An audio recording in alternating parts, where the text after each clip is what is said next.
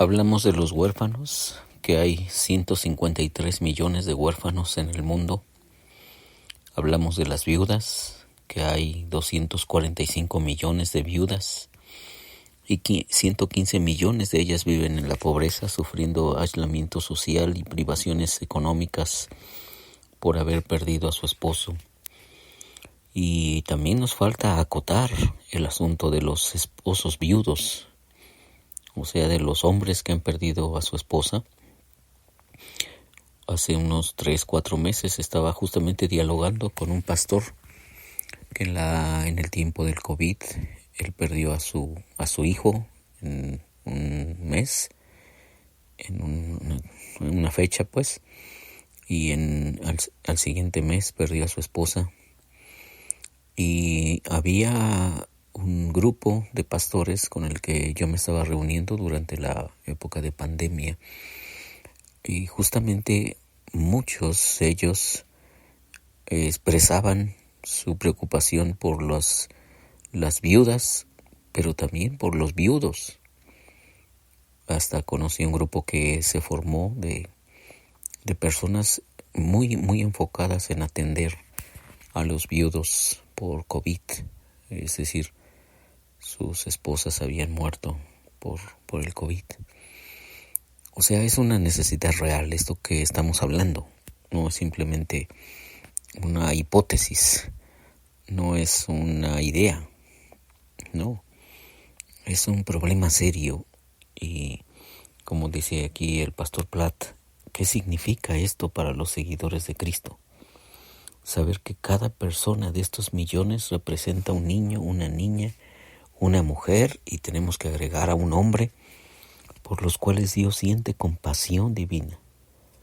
No es un asunto de preguntar qué debemos hacer. La única pregunta aquí es si lo vamos a hacer o no. ¿Haremos algo? ¿O simplemente nos quedaremos pasmados, boquiabiertos y reflexivos? Yo espero que no, ¿verdad? Sino que vamos definitivamente a hacer algo.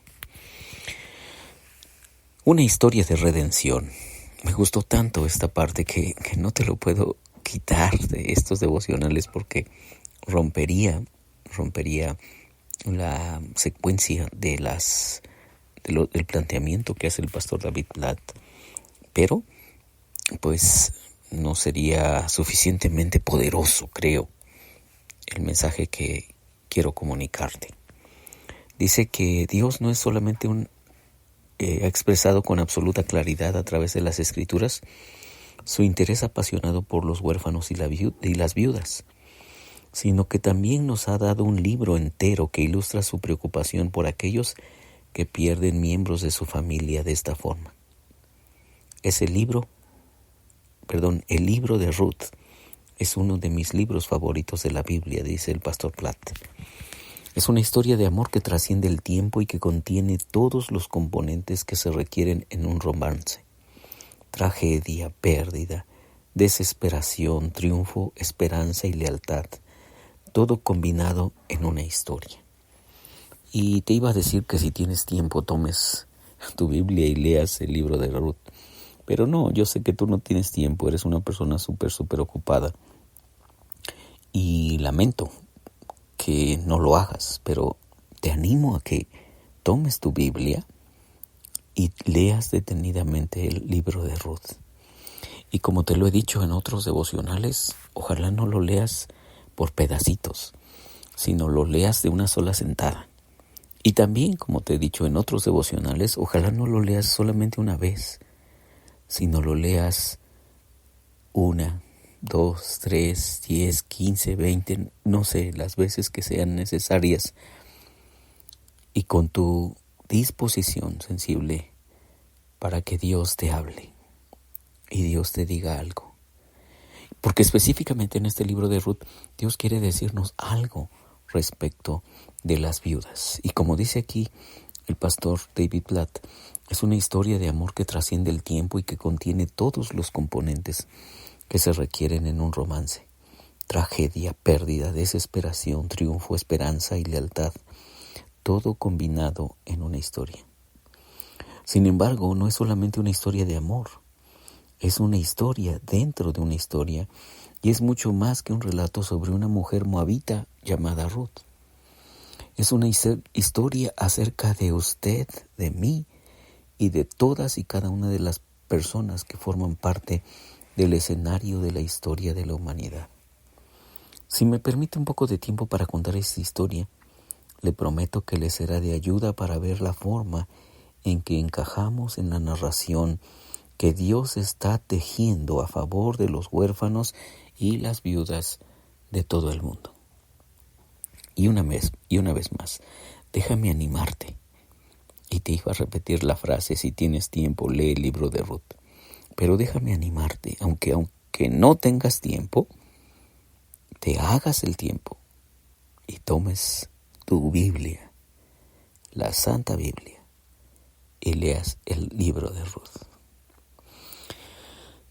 El escenario del libro de Ruth, dice el pastor David Platt, se ubica en el tiempo de los jueces, un periodo en el cual Israel no tenía rey y cada uno hacía lo que le parecía correcto, según su propio criterio, es lo que dice el libro de Jueces 21-25.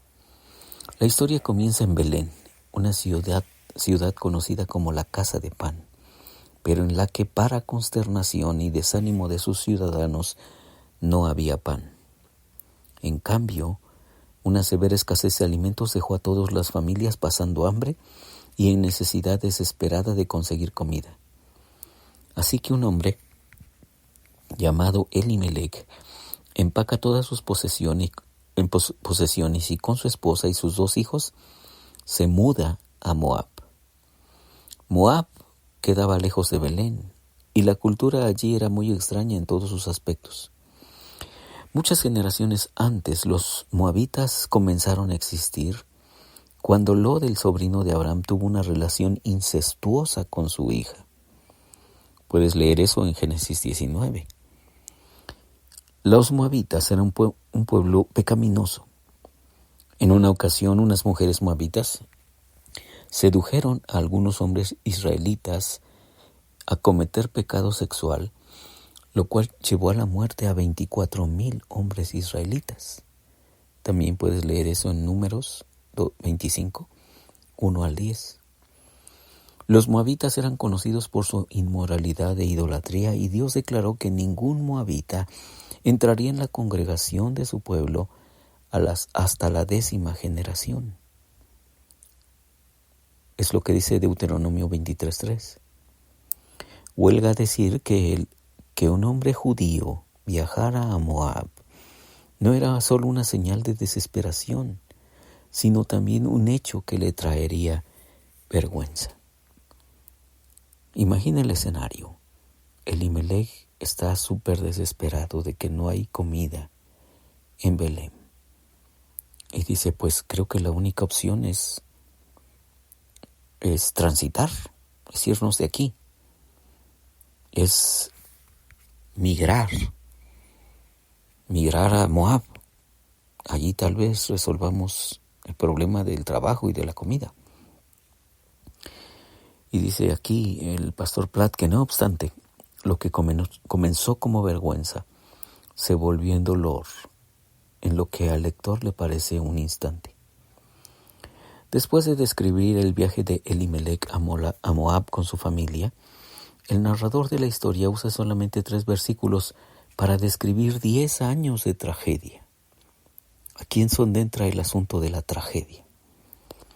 En primer lugar, Elimelech muere, dejando viuda a Noemí, su esposa. Segundo, cada uno de sus 2 hijos, Malón y Kelión, se casa con una mujer moabita, una llamada Ruth y la otra Orfa, respectivamente. Luego, 10 años después de la muerte de Elimelech, Malón y Kelión mueren, dejando a Noemí en medio de un enorme problema. Ella no tiene ni esposo, ni hijo, ni hijos. Está en la miseria. Su única familia son sus 2 nueras que pertenecen a un pueblo despreciado. Esta es la peor de las maldiciones para una mujer israelita. Ahora no tiene descendientes para que sigan su línea familiar, tampoco una promesa de provisión futura y ni idea de lo que va a hacer a continuación. Debes leer el libro de Ruth. Debes leerlo, porque vas a encontrar allí justamente toda esta tragedia y todo este dolor. Pero sobre todo, vas a encontrar a un Dios compasivo, un Dios que está buscando cómo atender el problema de esta viuda y de su nuera.